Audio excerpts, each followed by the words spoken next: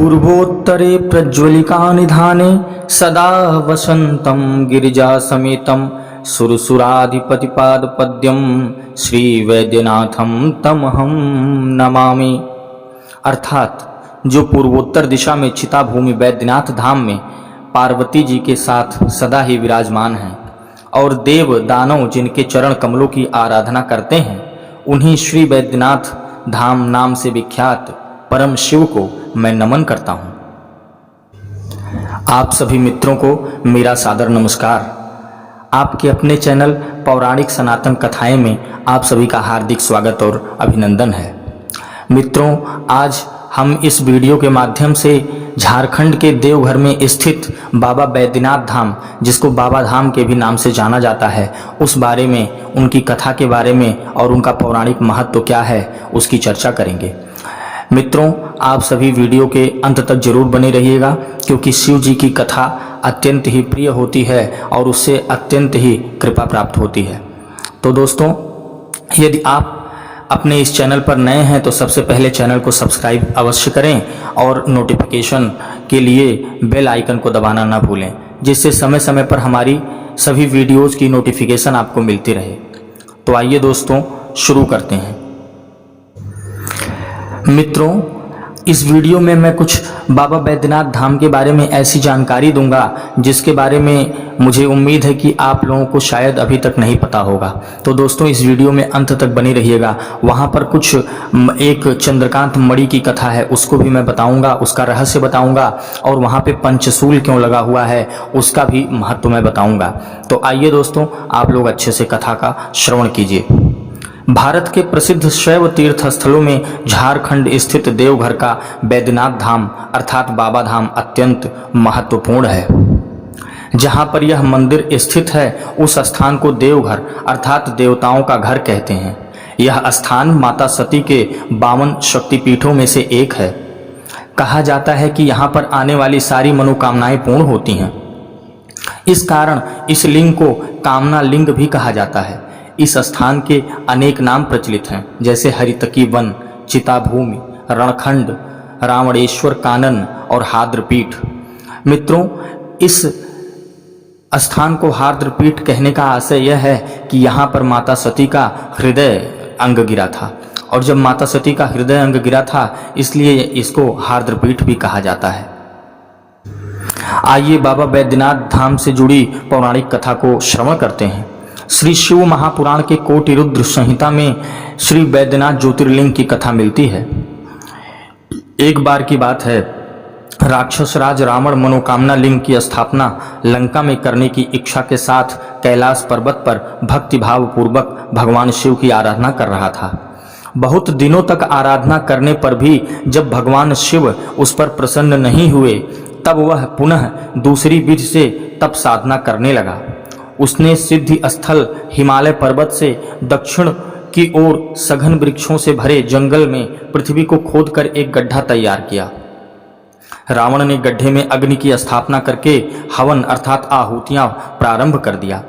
उसने भगवान शिव को भी वहीं अपने पास ही स्थापित किया था। तब के लिए उसने कठोर संयम नियम को धारण किया। वह गर्मी के दिनों में भी 5 अग्नियों अर्थात पंचाग्नियों के बीच बैठकर पंचाग्नि का सेवन करता था।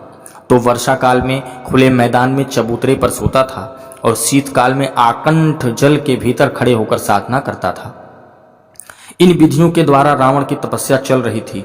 इतने कठोर तप करने पर भी भगवान महेश्वर उस पर प्रसन्न नहीं हुए। कठिन तपस्या से जब रावण को सिद्धि प्राप्त नहीं हुई, तब वह अपने सिर काट काट कर शिवलिंग पर चढ़ाने शुरू कर दिया। एक एक करके 9 सिर चढ़ाने के बाद 10वां सिर भी कटने ही वाला था कि शिव जी प्रसन्न होकर प्रकट हो गए। उन्होंने उसके 10 सिर यथावत कर दिए और उससे वरदान मांगने को कहा। रावण ने शिव जी से सबसे ज्यादा बलशाली होने का वर मांगा। भगवान ने राक्षस राज रावण को उसकी इच्छा के अनुसार अनुपम बल और पराक्रम प्रदान किया। भगवान शिव का कृपा प्रसाद ग्रहण करने के बाद नतमस्तक होकर विनम्र भाव से उसने हाथ जोड़कर कहा, देवेश्वर, हे देव, आप मुझ पर प्रसन्न हैं। मैं आपकी शरण में आया हूं और आपको अपने साथ लंका ले जाना चाहता हूं। आप मेरा मनोरथ सिद्ध कीजिए। रावण के इस प्रकार के कथन को सुनकर भगवान शंकर अर्थात शिव असमंजस की स्थिति में पड़ गए। उन्होंने उपस्थित धर्म संकट को टालने के लिए अनमने होकर कहा, राक्षस राज, तुम मेरे इस उत्तम लिंग को भक्तिभाव पूर्वक अपने यहाँ ले जाओ, किंतु यह ध्यान रखना कि रास्ते में तुम इसे यदि पृथ्वी पर रखोगे तो वहीं यह अचल हो जाएगा। भगवान शिव के इस वचन को सुनकर देवताओं के अंदर चिंता उत्पन्न हो गई। देवतागण यह नहीं चाहते थे कि रावण शिवलिंग को अपने साथ लंका ले जाए, क्योंकि अगर शिवलिंग वहां पहुंच गया तो रावण के बुरे कामों से दुनिया को खतरा होगा। इसलिए सभी देवताओं ने जल के देवता वरुण से अनुरोध किया कि वे रावण के पेट में प्रवेश करें। ऐसा भी कहा जाता है कि देवों के प्रेरणा से माता जाह्नवी अर्थात गंगा जी स्वयं रावण के उदरस्थ अर्थात पेट में हो गईं। देवताओं के अनुरोध पर वरुण देव रावण के पेट में प्रवेश कर गए। रावण के पेट में पानी बढ़ने की वजह से उसे लघुशंका यानी मूत्रोत्सर्ग पेशाब करने की इच्छा होने लगी। उसके बाद उसने सोचा कि ज्योतिर्लिंग किसी को सौंपकर लघुशंका कर लेता हूँ। उस समय एक ग्वाले के रूप में जिसका नाम बैजू था, भगवान विष्णु उस स्थान पर प्रकट हुए जहाँ से रावण शिवलिंग लेकर जा रहा था। रावण ने उस ग्वाले को देखा और उसके पास गया। रावण ने उसे शिवलिंग सौंप यह कहा कि उसे लघुशंका आ रहा है, जब तक वह उससे निवृत्त होकर आ रहा है तब तक वह उसे पकड़े रहे, किसी भी हालत में इस शिवलिंग को धरती पर न रखे। जब रावण मूत्र विसर्जन करने गया तो उस ग्वाले बैजू ने शिवलिंग को नीचे रख दिया, और जब रावण लौट कर आया तो उसने देखा कि शिवलिंग जमीन पर रखा हुआ है। उसे यह देखकर अत्यंत क्रोध आया। जमीन पर रखे शिवलिंग को उठाने की रावण ने लाख कोशिश की, परंतु वह शिवलिंग को उठा नहीं पाया। तब उसे भी भगवान की यह लीला समझ में आ गई। वह क्रोधित होकर शिवलिंग पर अपना अंगूठा गड़ाकर चला गया। उसके बाद ब्रह्मा, विष्णु आदि देवताओं ने आकर उस शिवलिंग की पूजा की। शिव जी का दर्शन होते ही सभी देवी देवताओं ने शिवलिंग को उसी स्थान पर स्थापित कर दिया और शिव स्तुति करके वापस अपने अपने धाम को चले गए। इस प्रकार दोस्तों वैद्यनाथ में परम शिवलिंग की स्थापना हुई और उसे वैद्यनाथ धाम के नाम से जाना जाता है। आइए मित्रों, अब हम इस वैद्यनाथ धाम मंदिर के पंचशूल के बारे में जानते हैं। इस मंदिर की सबसे बड़ी विशेषता यह है कि इसके शीर्ष पर त्रिशूल नहीं पंचशूल है, जिसे सुरक्षा कवच माना गया है। अन्य सभी ज्योतिर्लिंग के मंदिरों के शीर्ष पर त्रिशूल है, परंतु बाबा बैद्यनाथ अर्थात बाबा धाम के मंदिर में ही पंचशूल स्थापित है। धार्मिक ग्रंथों में कहा गया है कि भगवान शंकर ने अपने प्रिय शिष्य शुक्राचार्य को पंचवक्त्रम निर्माण की विधि बताई थी, जिनसे फिर लंकापति रावण ने इस विद्या को सीखा। कहा जाता है कि रावण ने लंका के चारों कोनों पर पंचशूल का निर्माण करवाया था, जिसे राम के द्वारा तोड़ना आसान नहीं हो रहा था। बाद में विभीषण द्वारा इस रहस्य की जानकारी भगवान राम को दी गई और तब जाकर अगस्त्य मुनि ने पंचशूल ध्वस्त करने का विधान बताया। रावण ने उसी पंचशूल को इस मंदिर पर लगाया था, जिससे इस मंदिर को कोई क्षति नहीं पहुंचा सके। सुरक्षा कवच के कारण ही इस मंदिर पर आज तक किसी भी प्राकृतिक आपदा का असर नहीं हुआ है। मानव शरीर में 5 प्रकार के विकार माने गए हैं: काम, क्रोध, लोभ, मोह और ईर्ष्या। पंचशूल इन सभी मानवीय विकारों से भक्तों को संरक्षित करता है। इसके अतिरिक्त पंचशूल को 5 पंच तत्वों क्षिति, जल, पावक, गगन और समीर का द्योतक भी माना गया है। मित्रों, इस मंदिर की एक अन्य विशेषता के आधार पर चंद्रकांत मणि से संबंधित कथा भी है। कहते हैं इस मंदिर की विशेषता यह है कि यहाँ शिवलिंग पर मंदिर के ऊपर लगे चंद्रकांत मणि से बराबर बूंद बूंद जल टपकता रहता है। मान्यता के अनुसार चंद्रकांत मणि रावण ने यहाँ धन के देवता कुबेर से हासिल कर लगवाया था।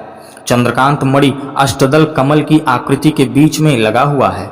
ऐसी जनश्रुति है कि मंदिर के गर्भगृह के शीर्ष पर 8 पंखुड़ियों वाला कमल रत्न चंद्रकांत मणि विराजमान है।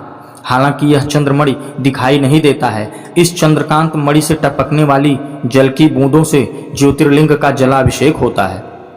यहाँ के पुजारियों का कहना है कि मंदिर में रात में होने वाली श्रृंगार पूजा में शिवलिंग पर जो चंदन का लेप चढ़ाया जाता है, उसके ऊपर रात भर चंद्रकांत मणि से बूंदें टपकती रहती हैं। इस कारण से सुबह के समय इस चंदन को लेने के लिए भक्तों की भारी भीड़ लगी रहती है। भक्त इस धाम चंदन को अमृत के समान मानते हैं। भक्तों का मानना है कि इसके प्रभाव से सभी कष्टों का निवारण होता है। यहाँ के पुजारियों का कहना है कि बैद्यनाथ मंदिर में चंद्रकांत मणि के होने का पता सन 1962 में चला। उस समय सरकार भक्तों की सुविधा को देखते हुए इस मंदिर में एक और दरवाजा बनवाने के लिए खुदाई करवा रही थी। चंद्रकांत मणि के मिलने के बाद दूसरा दरवाजा बनवाने के लिए होने वाली खुदाई को रोक दिया गया। अभी भी इस मंदिर में एक ही दरवाजा है, उसी से प्रवेश होता है और उसी से निकास। यहाँ के पुजारी यह भी दावा करते हैं कि एक और चंद्रमणि देवी लक्ष्मी के मंदिर में भी स्थित है। मैं ईश्वर से कामना करता हूँ कि आप सभी के जीवन में शिव की विशेष कृपा प्राप्त हो और आप लोगों का जीवन समृद्ध हो। वीडियो के अंत तक बने रहने के लिए आप सभी का हृदय से धन्यवाद।